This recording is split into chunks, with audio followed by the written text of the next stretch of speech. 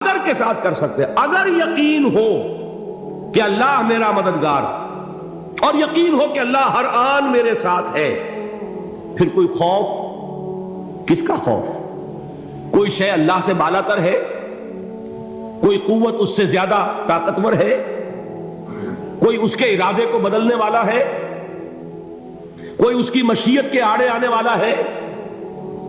یہی بات ہے جو حضور نے فرمائی، یہ ایمان کا حاصل ہے لب لباب،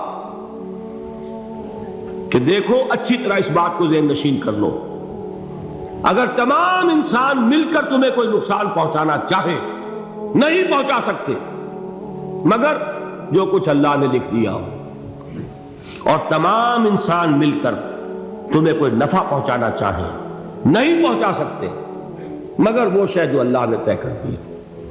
آپ پھر میں کہوں گا ذرا طاری کیجئے، اسے فرض کیجئے، اسے سوچئے۔